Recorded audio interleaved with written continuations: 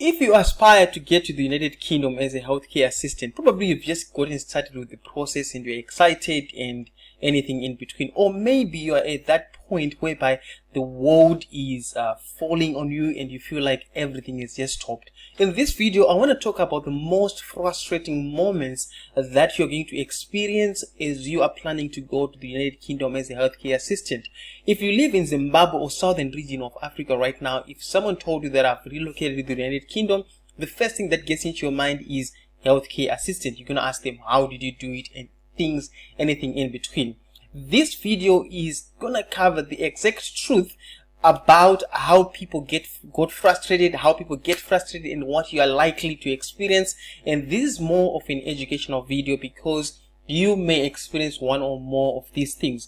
But before you do that, before I go on further with this video, I want you to double check that you have done any one of these 4 things. Number 1, check that you're subscribed to this channel. Check that you can leave a like on this video. Just leave a comment as well and share this video. You know, when you do that, YouTube is going to encourage this video to be seen by a lot of people, and then we can help other people. So without further ado, welcome. Let's go to point number 1. You are going to experience pressure. Okay. Pressure is going to lead to frustration. Okay. Let me take a sip of coffee a little bit. I'm talking about pressure of getting all things organized. And pressure mostly comes from the people that are in the diaspora, your family and friends that have called you to say, can you start on doing this process? When you're talking of pressure, they expect you to do multiple things at the same time. Yet when you live in Zimbabwe, you all know that there is electricity problem in Zimbabwe, and some of these things you may not be able to access the internet and anything in between. So you may be asked to do quite a number of things, and a lot of people actually, imagine, when last did you speak to your family and friends and your relatives that are helping you with this process? The moment you start seeing their phone call, you start thinking, okay, what is it that I should lie about? I can't take this call now because what they're going to be asking is progress. So what I want you to understand is that the pressure that is in the United Kingdom, there is a lot of time, there is a lot of things that are into consideration when they're actually helping you. So one of the greatest things that they are working against is time. So they're wanting to check on your updates. So that's number 1, pressure. Number 2, sending emails, the application process. Let's say now you've done all your papers together, and you've put your TB test, police clearance, and English test, anything in between, and now the process is to start sending emails. You may spend days and days and days and hours on the internet sending emails one after the other, and that process is very frustrating for so many people. But guess what? A lot of people who have crossed over to the United Kingdom as healthcare assistants, they went through that same process. So if you're going through that process of you're sending emails and it's getting frustrating, look, you're not the only one. There is a whole lot more people that are experiencing the same thing. Point number 3. Disapproval from other Zimbabweans that have actually traveled. The truth of the matter is that if you speak to a family or friend that have actually crossed over recently to the United Kingdom as a healthcare assistant, they might tell you, you know what, the UK, Zimbabwe is much better. So I'm going to be honest, to some extent, there are different experiences that a lot of people face when they get to United Kingdom and they wish they were back at home. And most of them actually, they wish they were back at home, but the stage that they are at life, they cannot just, come to the United Kingdom and make a U-turn. Some of the experiences that they face is that in United Kingdom, people work, okay? Here in United Kingdom, people get paid on an hourly basis. So every hour that you spend doing nothing, you are definitely wasting time. So a very good example that I can actually give you is that if a lazy person comes here, and then they see that here a lot of people, they work really hard. If you're going to ask a lazy person, should I come to the United Kingdom? They might discourage you that don't come here, because I know that how people live in Zimbabwe. Think about this for a second. On a day that you don't feel like going to work in Zimbabwe, you can just call your boss and say, I'm sick. I didn't get transport to get to work. XYZ. When you're in United Kingdom, There is nothing like that. You cannot give all those excuses. So some of the disapprovals, they come based on people's experience, but that should not take you as an excuse. Again, that can be a moment of frustration that has happened to a lot of people. Number 4, time you spend looking for jobs online. So once you've done your papers as well, you have to search through the internet looking for jobs. And sometimes a lot of people, I've got very good friends that I call the BBC, the born before computers. Now these are the people whereby they had to learn computers at a later stage, and when you ask them to do anything on the internet, they really get afraid, and when they get afraid, it can lead to a lot of frustration. Number 5, expiring documents.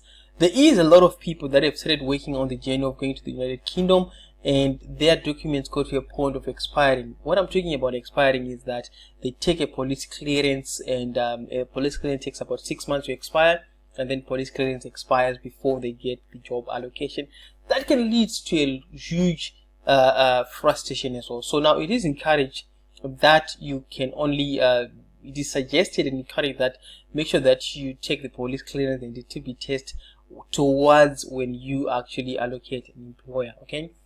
So another stage is initial stages. Initial stages can be really frustrating. Imagine if you're just getting started with the process and you're like, okay, where do I go from here? What is it that I need to do? This is when the moment you send a text message to your friend in the United Kingdom, and then you try to ask them a simple question. I need to also do the process, and they take years to respond, and you'll be lucky if they give you a response. I mean, let us forgive them. Here's the situation in the United Kingdom. People in the United Kingdom, they do work and they need time to rest. It's unlike in Zimbabwe where you can work, you can go to work and then you can be texting while you're at work. And sometimes people in Zimbabwe, they do text while they're driving. It's different from the United Kingdom. So imagine someone starting work from 7 a.m. in the morning and then finishing work at 10 p.m. in the evening. And the moment that they sit down, they have to scroll down on WhatsApp and answer all your questions. And they're giving you answers, probably you are already asleep, or maybe when they get home they want to take a rest.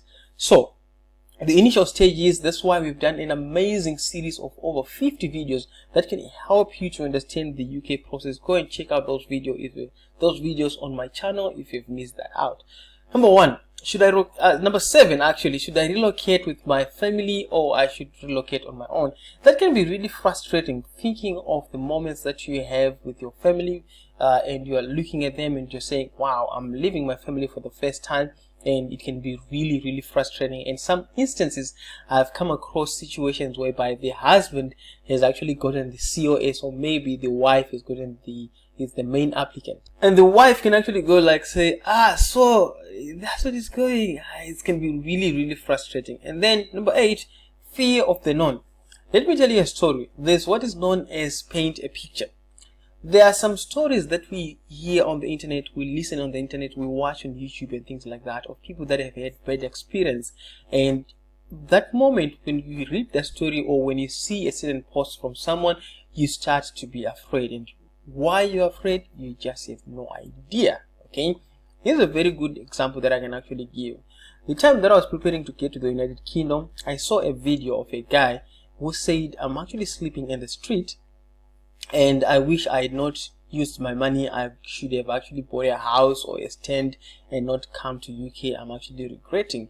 So that moment when I saw that video, I started imagining myself that if I get to the United Kingdom, then I'm going to sleep in the street, then I'm not going to have food, then I'm going to regret, and things like that. So that can lead to that's actually fear of the unknown. You start to be afraid, and that moment can be really, really frustrating. Conflicts with your spouse. That's point number 9.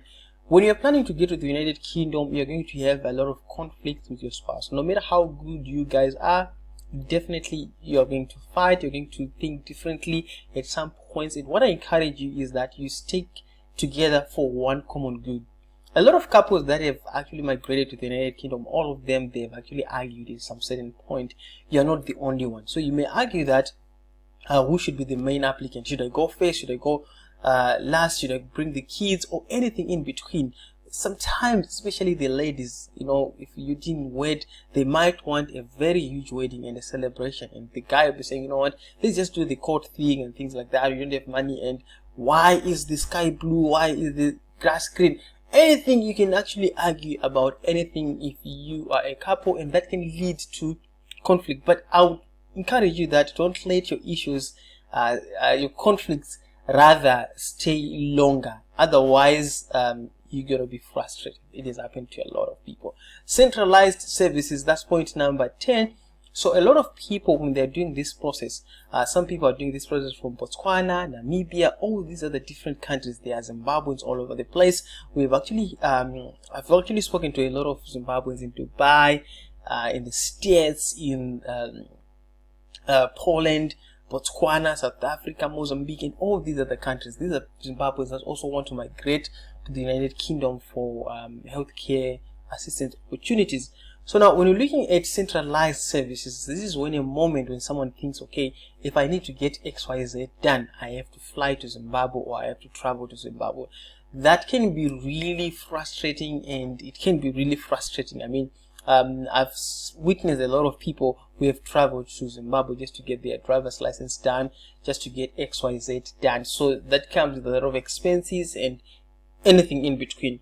Scammers, that's number 11. Point number 11, we're looking at scammers. As you do this process, be mindful that you're going to come across scammers, and a lot of people, even in as much as we give them advice on what to do and things like that, they do come across scammers and they get scammed.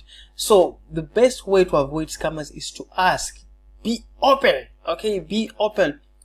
I want to know that a mind of a scammer, their idea is to take money from you, and they'll make themselves look legit as possible. Okay, so sometimes I've seen a lot of people who get scammed in most cases. Number one, they don't take advice. Number two, they don't like to ask people. They don't like to ask people. You know what? You're not the only person who is doing this process, and what you're going through, someone else is actually going through the same process. Number 12, not easy telling relatives when you need their help. You know what? There is a statement that goes like, there is no African who is as secretive as the one who is planning to go to the United Kingdom as a healthcare assistant. A lot of people, they try and do their things on their own. They don't want to tell the uncle, the mom, the whoever, the aunt that I'm planning to go to the United Kingdom. And at the same time, these are the people that you need help from. And how do you keep it as a secret? That can lead to a lot of frustration, because at the end of the day, the process that you are doing, you're going to need the help of others. And when you get the help of others, it makes the process much smooth. And I encourage you that in as much as you want to hide the process, it's going to be known at any given time. And at the same time, probably the person that you are hiding from is also doing the same process. So going to the United Kingdom, you need to learn to swallow your pride. Okay, I know that family has got issues, differences, so you may be likely to want to speak to someone whom you have not spoken to for years, because you need their help. Swallow your pride, take your differences away, and make sure that you do the process for the common good. So there's a song that I need to remind you that was sang by the gospel artist Charles Charamba. So the song says, I'm going to say it in short and say it in English as well. So the song goes like, totenda mwari nehama dzamakatipa, hama hadzisarudzwe, and we thank God for that. So what it simply means is that we thank God for the relatives that we have.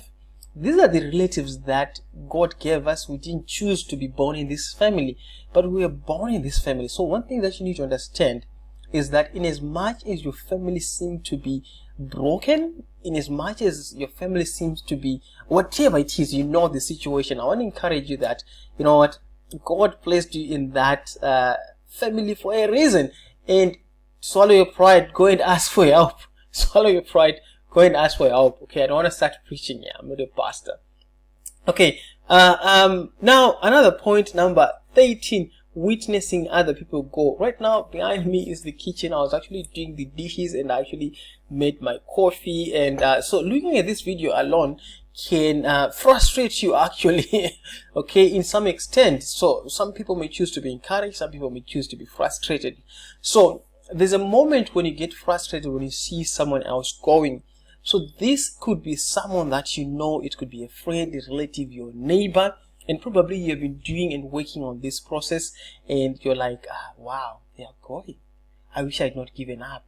What is it that I'm doing wrong? And anything in between. So what it simply means is that can lead to frustration as well. And at the same time, I'm going to give you one last point, which is going to be point number 15. But before I go there, it's going to be in relationship with seeing other people go.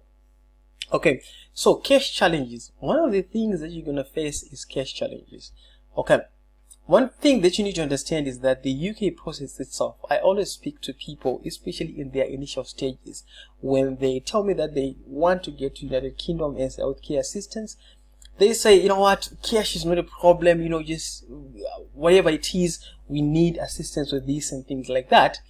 So you're going to realize, in as much as you have the cash, the UK process inokobora home. UK process inokobora home. I'm going to tell you this. A lot of people in Zimbabwe, okay, because that's where I come from, I can relate to that. A few people can actually keep 5,000, 10,000 in their bank account or in their pocket or under the pillow or under the bed. Where do you keep your money? Under the brick. Your husband keeps your money in your suitcase, in your purse, wherever you keep your money. A few people can keep $10,000, $5,000 aside to say, this money has no use, we're just keeping it there.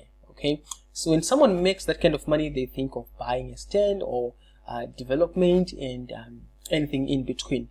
So with the UK process, you are likely to spend a lot more money. Okay, I've done a lot of videos that explains how much money you can actually spend when on doing this process. So cash issues can lead to frustrations. I'll tell you, the day that I flew to United Kingdom, I was really frustrated to a point that I had a bit of a headache. Let me tell you a little bit of a story of what happened. So our visas were issued and we were so excited that we were going to travel now. And then when I had budgeted for my ticket, when I looked on internet, saw the ticket, I saw that traveling to United Kingdom was like $500, and then I had budgeted for that money, $500. And then what then happened is that the visa was issued and I was supposed to travel, and then I went out to look for the ticket if it's I can buy, and then the ticket was now $600. Okay, I had to wait a day to say, okay, I'm gonna wait until the price goes down, and then the following day I checked, the ticket went up to $800. I was like, okay, let me wait a little bit longer. And then my time to travel was actually getting, the days were getting close by. And then when I checked on a later stage, it was $1,000. Okay. And within about 2 days, I was supposed to add an additional $1,000. And while I was looking for the other 500 to make it 1,000, and then the ticket went up to 1,300. I really got frustrated. Guess what? I ended up buying the ticket for $1,500. I was frustrated a lot. Okay, so you're gonna come across a lot of cash challenges. Okay, I come from Zimbabwe. I know what I'm talking about. In some instances, a lot of people in Zimbabwe, they actually run out of data. They don't have some of them. They don't have money for transport as well. So even $1 you can actually run out of to get credit to call your relative or do the process or to log in. Those are the real challenges that people face. I know of a friend as well who had to walk from town to Belgravia, where he did his TB test, and walk back again to town because he didn't have money. Okay, so those are some of the challenges, especially on the cash. So it can lead to frustrations, and then no responses from employers. So a lot of people, when you have your papers ready and you are sending a lot of emails on Indeed or anything in between, you may not get responses about the job applications that you are making, and this can lead to huge frustration, actually huge frustration, and probably regrets as well, to say, sorry, we regret, we are not hiring at the moment. So these are about 15 frustrations that you can actually possibly get. But guess what? in closing, I want you to understand that each and every single person that went to the United Kingdom went through all these frustrations and they were able to overcome them. It was not less easier for them, or it was not easy for them. It was not less easy. It was the same experience that you're actually experiencing right now. And guess what? The only solution to this is to share your problems. So, you know, they say a problem shared is a problem solved.